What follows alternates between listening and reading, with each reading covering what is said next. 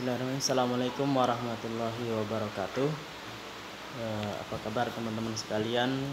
Pada pertemuan kali ini kita akan membahas mengenai manajemen kontrol sistem dalam mata kuliah sistem pengendalian manajemen. Kita ketahui bahwa suatu organisasi itu pasti memiliki tujuan, kan? Tujuan perusahaan itu ditentukan oleh pimpinan manajemen puncak atau top management, yaitu Chief Executive Officer dari perusahaan yang bersangkutan dengan mempertimbangkan beberapa nasihat yang diberikan oleh manajer-manajer senior lainnya, dan biasanya kemudian diratifikasi oleh dewan direksi. Tentunya untuk mencapai suatu tujuan ada langkah-langkah strategi yang harus dilakukan oleh perusahaan, sehingga perusahaan harus menyusun strategi atau langkah-langkah strategi yang akan dilaksanakan perusahaan untuk mencapai suatu tujuan tersebut. Tujuan perusahaan tentunya, karena perusahaan adalah lembaga profit, maka tujuan utamanya adalah terkait dengan profitabilitas, di mana profitabilitas ini dinyatakan dalam arti dan konsep yang paling luas, mulai dari persamaan yang merupakan hasil dari dua rasio. Contohnya adalah terkait dengan laba atau margin laba, ya, dan juga bisa dinyatakan dalam rasio perputaran investasi atau investment turnover. Itu terkait dengan profitabilitas. Perusahaan didirikan tentunya untuk mencapai suatu profit atau laba, keuntungan. Kemudian yang kedua yaitu terkait dengan memaksimalkan pemegang saham, nilai pemegang saham. Ya, karena perusahaan itu, ya, yang memiliki adalah stakeholder, pemegang saham, maka tujuan dari didirikannya perusahaan itu adalah bagaimana kita memaksimalkan nilai dari pemegang saham, ya. Memaksimalkan menyiratkan bahwa selalu ada cara untuk mendapatkan jumlah yang maksimum yang dapat dihasilkan oleh sebuah perusahaan. Ini. Kemudian tujuan yang ketiga adalah terkait dengan resiko. Ya, upaya sebuah organisasi perusahaan untuk meningkatkan profitabilitas itu sangat dipengaruhi oleh kemampuan pihak manajemen untuk mengambil resiko. Tingkat pengambilan resiko ini sangat bervariasi tergantung pada kepribadian atas masing-masing individu di jajaran manajemen. Ya, biasanya kita mengenal high risk, high return. Jadi kemampuan perusahaan terkait dengan menghasilkan profitabilitas itu adalah terkait kemampuan perusahaan bagaimana mengambil resiko dan memanage resiko tersebut. Ya.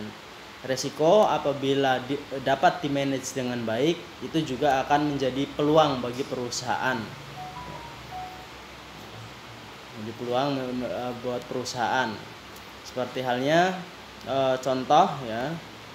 Ada dua perusahaan, yaitu yang pertama adalah perusahaan Ericsson dan juga Nokia. Itu kalau nggak salah terjadi pada sekitar tahun 2002-2003, kan? Dimana pada saat itu salah satu supplier dari chip, ya, penyedia chip untuk earphone dari kedua perusahaan tersebut itu tersambar petir sehingga terjadi kebakaran kecil. Terjadi kebakaran kecil pada perusahaan yang menyuplai chip dari kedua perusahaan tersebut, yaitu Nokia dan juga Ericsson. Nah, kedua perusahaan ini kemudian mengambil langkah yang berbeda. Yang pertama, Nokia dia langsung mengantisipasi begitu ada berita terkait dengan peristiwa tersebut, ya, peristiwa terbakarnya pabrik karena akibat dari petir, ya.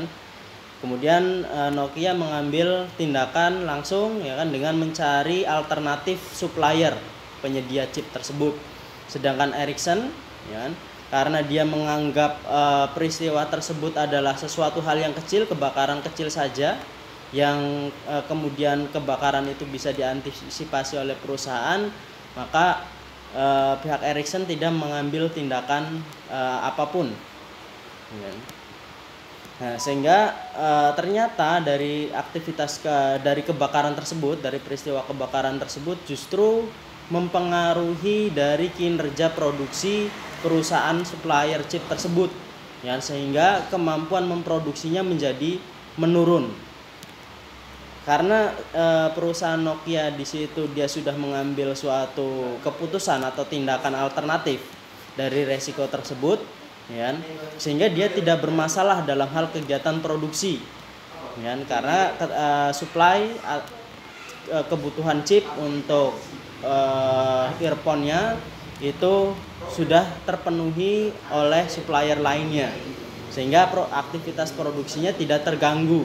Sedangkan Ericsson karena dia awalnya tidak ada antisipasi akibat ada kejadian tersebut, aktivitas produksinya menjadi terganggu karena supply chipnya menjadi turun, berkurang, sehingga pada akhirnya dia karena tidak efektif dalam hal produksinya, tidak efisien dalam produksinya tadi karena kekurangan supply dari kebutuhan chipnya tersebut, ya, sehingga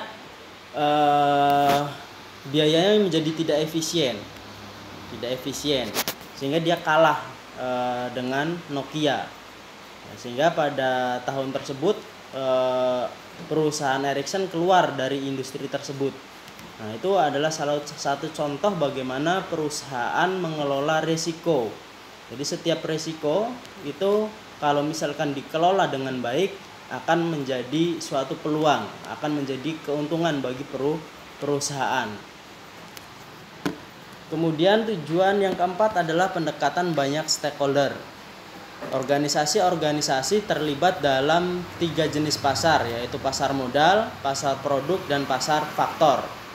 Sebuah perusahaan mencari dana melalui pasar modal atau capital market, di mana para pemegang saham publik merupakan konstituennya yang sangat penting. Ya, sebuah perusahaan bertanggung jawab kepada banyak stakeholder, yaitu para pemegang saham, konsumen, kreditor, dan lain sebagainya. Jadi perusahaan itu harus bisa mengelola para stakeholdernya ini, ya, baik itu pemegang saham, kreditor, supplier, dan lain sebagainya. Itu dia harus bisa menjaga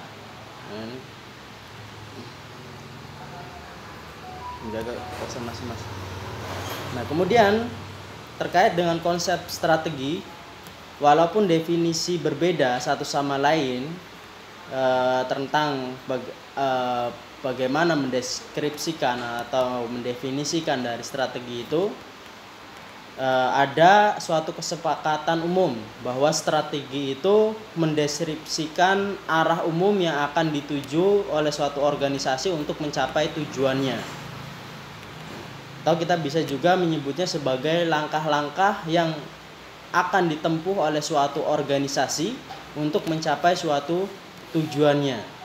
Tentunya dalam hal untuk melakukan formulasi strategi ada berbagai analisis lingkungan, ya, diantaranya terkait dengan pesaing, ya, adakah ketika kita memutuskan memasuki suatu industri, ya, maka kita harus menganalisis adakah pesaing dalam industri tersebut, ya, tentunya kita harus melakukan analisis, ya. Kemudian terkait analisis konsumen, ya, produk yang akan dibuat oleh perusahaan itu kira-kira akan menyasar konsumen yang mana, ya, di wilayah apa, ya, karakteristik konsumennya seperti apa, ya, kelas menengah, kelas ke bawah, atau kelas atas, itu harus diperhatikan, ya.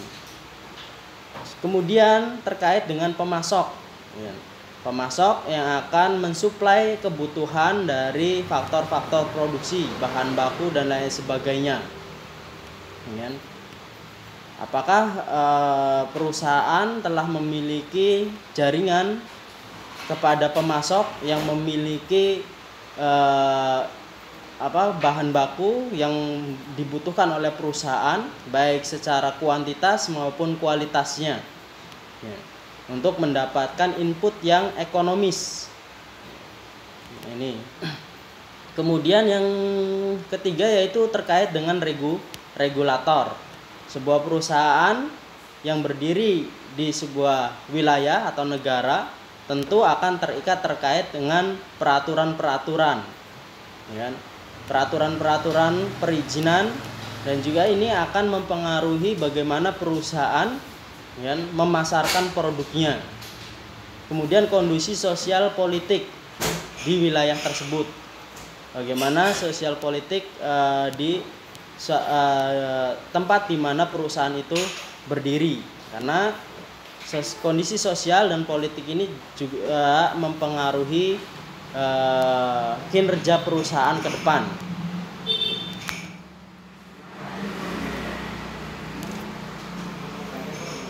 Selain analisis lingkungan, kita juga harus melakukan analisis internal terkait dengan pengetahuan teknologi dan bagaimana pengetahuan teknologi yang dimiliki oleh perusahaan, baik teknologinya itu sendiri maupun SDM-nya, penguasaan teknologi di mana industri yang akan dimasuki tersebut oleh perusahaan. Kemudian pengetahuan tentang manufakturnya, bagaimana cara memproduksi produk yang akan diproduksi oleh perusahaan. Tentunya kemudian yaitu terkait dengan pengetahuan pemasaran, kemana barang nanti yang setelah diproduksi akan dipasarkan, mengarah kepada siapa, cara pemasarannya seperti apa. Ini. Kemudian yang selanjutnya analisis internalnya itu terkait dengan pengetahuan distribusi, bagaimana proses distribusi nanti akan dilakukan, dan juga pengetahuan terkait dengan logistik, perpindahan barang dari satu tempat ke tempat yang lainnya itu seperti apa, apakah akan diangkut dengan kapal, apakah akan diangkut dengan pesawat, apakah akan diangkut dengan kendaraan-kendaraan darat. Ini juga harus menguasai. Perumusan strategi, itu analisisnya terkait dengan peluang dan ancaman, peluang dan ancaman apa yang ada, kemudian mengidentifikasi peluang yang ada, kemudian keunggulan dan kelemahan dalam organisasi itu apa. Nah, kemudian adalah identifikasi kompetensi inti. Kompetensi inti apa yang dimiliki oleh perusahaan. Tentunya industri yang akan kita masuki adalah industri yang kita berkompeten dalam industri tersebut. Kemudian cocokkan antara kompetensi internal dengan peluang eksternal yang ada. Kemudian baru menyusun strategi-strategi perusahaan atau langkah-langkah program yang akan dilaksanakan oleh perusahaan untuk mencapai suatu tujuan tersebut. Strategi secara keseluruhan dibagi menjadi dua, tingkatan strategi. Ada strategi untuk organisasi atau korporat, ada strategi unit bisnis dalam organisasi. Isu strategi di tingkat korporat, level organisasi, isu strategi kuncinya adalah apakah kita ada dalam bauran industri yang tepat. Jadi pemilihan terkait dengan industri yang akan dimasuki, apakah sesuai dengan kompetensi inti yang dimiliki oleh perusahaan atau tidak. Tentunya kalau kita mau memasuki suatu industri, tentunya kita harus memiliki kompetensi dalam industri tersebut, memiliki pengetahuan baik tadi teknologinya, dan manufakturnya, pemasarannya dan lain sebagainya. Kita harus memiliki hal tersebut. Kemudian apakah industri atau subindustri apa yang harus dimasuki? Apakah kita akan memasuki industri tunggal, ataukah diversifikasi yang berhubungan, atau diversifikasi yang tidak berhubungan? Nah, ini. Sedangkan untuk tingkat bisnis unit level, ya kan, unit bisnis itu lebih kepada apa yang seharusnya menjadi misi dari unit bisnis tersebut, ya. Bagaimana unit bisnis tersebut bersaing untuk mewujudkan dari misinya, yaitu terkait dengan bagaimana membangun bisnis, mempertahankannya, memanen, menjual, ya, melakukan biaya yang efisien mungkin, kemudian melakukan diferensiasi produk, ya, agar produknya diminati oleh konsumen.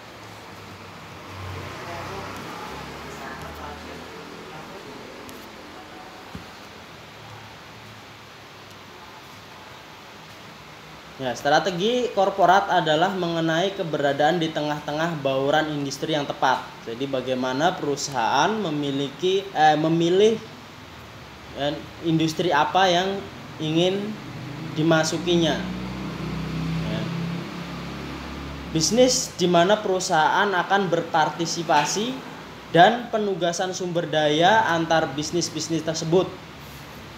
Ya, jadi apa bisnis yang industri apa yang akan dimasuki, kemudian SDM yang dimiliki oleh perusahaan itu sesuai tidak kompetensinya dengan industri tersebut.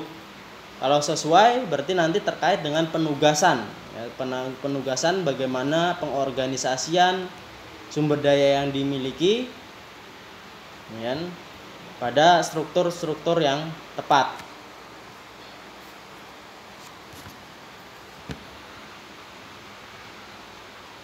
Perusahaan-perusahaan dengan industri tunggal, tingkat diversifikasi berhubungan dengan jumlah industri di mana perusahaan tersebut beroperasi.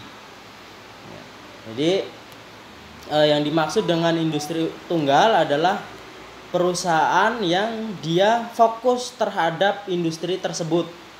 Ya, misalkan kita ambil contoh perusahaan Miyako misalkan. Itu adalah perusahaan yang memproduksi terkait dengan alat-alat kebutuhan rumah tangga. Berarti bauran industrinya ya cuma lingkupnya cuma itu saja. Ya, dia memperdalam, ya, terkait dengan kebutuhan-kebutuhan rumah tangga, ya. Kemudian SDM-nya tentunya yang terkait dengan memiliki kompetensi dalam bidang itu, ya. Jadi perusahaan hanya berkecimpung pada industri tersebut, ya. Tidak istilahnya terjun misalkan membuat industri tekstil, nah, tidak seperti itu, ya. Itu adalah industri tunggal. Kemudian perusahaan dengan diversifikasi yang tidak berhubungan. Ada perusahaan seperti Textron yang beroperasi dalam sejumlah industri yang berbeda. Jadi perusahaan yang dia menerapkan diversifikasi tidak berhubungan, itu dia memasuki industri-industri yang berbeda. Ya, industri yang berbeda. Misalkan dia terjun di industri terkait dengan besi. Dia juga terjun di industri terkait dengan pertanian. Jadi tidak ada korelasi antara satu bisnis dengan bisnis yang lainnya. Selanjutnya adalah perusahaan dengan diversifikasi yang berhubungan. Perusahaan yang beroperasi dalam sejumlah industri dan bisnisnya itu saling berhubungan satu sama lain. Jadi memiliki sinergi antara perusahaan yang satu dengan perusahaan yang lainnya. Sinergi operasi itu terdiri dari jenis hubungan lintas unit bisnis. Jadi kemampuan untuk membagi sumber daya umum dan kemampuan kompetensi inti umum. Nah, jadi karena bisnisnya itu saling berhubungan, sehingga dia tidak membutuhkan SDM yang bervariasi. Ya, dia bisa menggunakan SDM yang sudah ada untuk mengembangkan industri barunya. Ya, sebagai contoh, misalkan perusahaan terjun dalam industri tekstil, dia membuat katakanlah benang, memproduksi benang, kemudian dia juga masuk ke dalam industri memproduksi kain, kemudian dia juga memproduksi pakaian dan lain sebagainya yang terkait satu dengan yang lainnya. Nah, itu adalah contoh perusahaan yang dia melakukan diversifikasi yang berhubungan.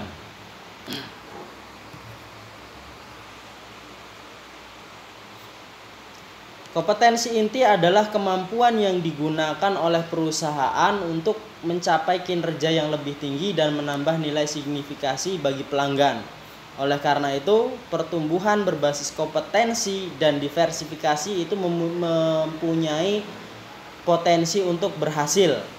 Sedangkan perusahaan dengan diversifikasi yang tidak berhubungan tadi dengan lain pihak, dia tidak memiliki sinergi operasi. Ya, karena tidak bisa dia menggunakan SDM dalam bidang pertanian untuk mengurusi industri terkait dengan pertambangan.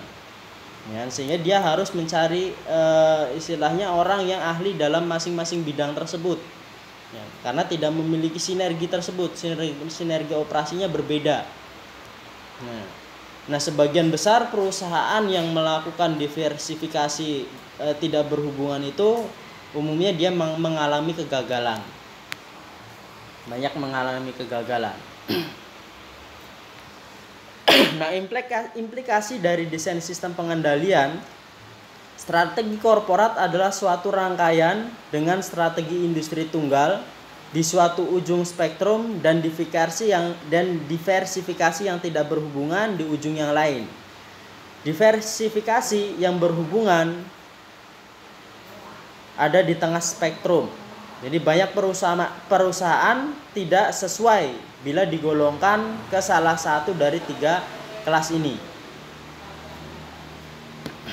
Tentunya nanti desain sistemnya akan berbeda ya. Ketika kita memilih apakah memasuki industri tunggal, apakah diversifikasi tidak berhubungan ataupun diversifikasi berhubungan, nanti akan berpengaruh pada desain sistem pengendalian manajemennya.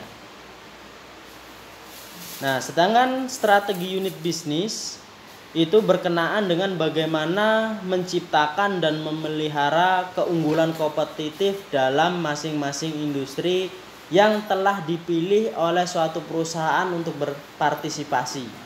Jadi, unit bisnis itu lebih kepada pelaksanaan operasional dari apa yang telah ditetapkan oleh korporat atau organisasi. Ya. Misinya, ya, strategi unit bisnis itu tergantung pada 2 aspek yang berkait dengan misinya, apakah tujuan keseluruhannya dan keunggulan kompetitifnya, yaitu bagaimana sebaiknya unit bisnis bersaing dalam industrinya untuk mencapai tujuan-tujuannya.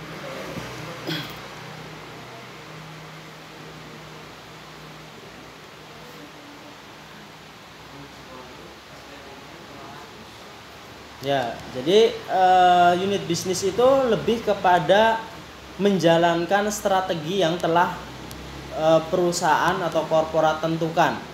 Bagaimana membangun strategi, bagaimana menambah pangsa pasar, ya kan? Bagaimana istilahnya mengelola konsumen dengan baik, ya kan?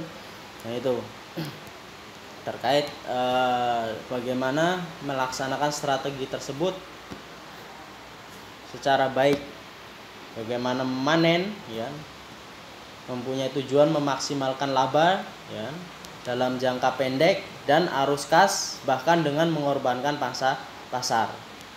Jadi strategi dari unit bisnis adalah bagaimana menghasilkan laba jangka pendek. menghasilkan laba.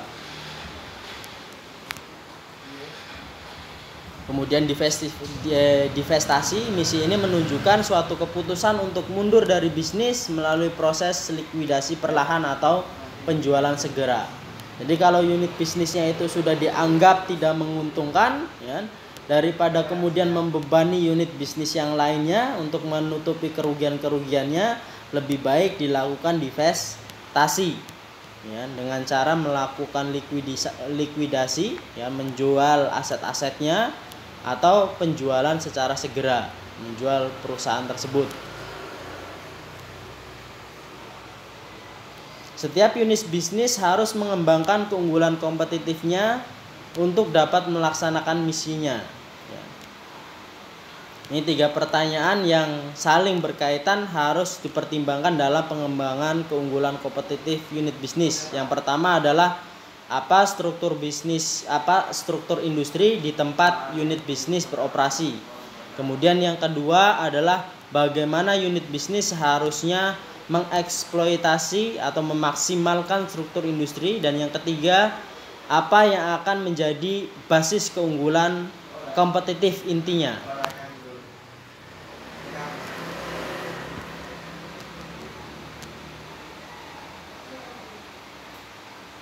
Nah, menurut Porter, struktur industri harus dianalisis terkait dengan kekuatan kolektif dari 5 kekuatan pesaing. Yang pertama adalah intensitas persaingan di antara para pesaing yang ada, jadi analisis terkait dengan pesaing. Kemudian daya tawar pelanggan, bagaimana kita terkait dengan pelanggan yang akan disasar. Kita harus bisa menentukan bagaimana daya tawar mereka, bagaimana daya beli mereka, ya kan? Produk apa yang kira-kira menarik bagi mereka. Kemudian daya tawar pemasok, ya kan? Ketersediaan supply,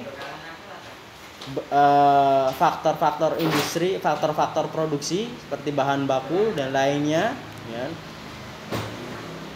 Ini bagaimana ketersediaannya secara kuantitas, secara kualitas, ya.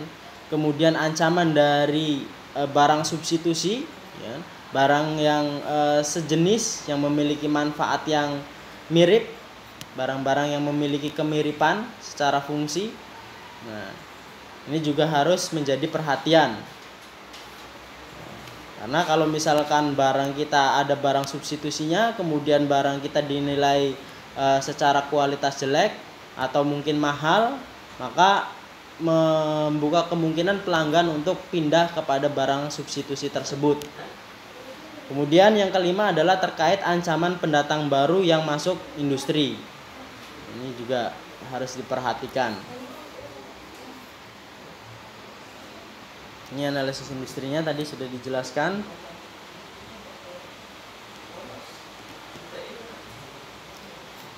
Semakin kuat 5 kekuatan tersebut, semakin rendah kemungkinan profitabilitas dari industri tersebut. Yang kedua, bergantung pada kekuatan relatif dari 5 kekuatan itu, yaitu masalah strategi kunci yang dihadapi oleh unit bisnis tersebut akan berbeda dari suatu industri ke industri yang lain. Kemudian yang ketiga, memahami hakikat setiap kekuatan yang membantu perusahaan untuk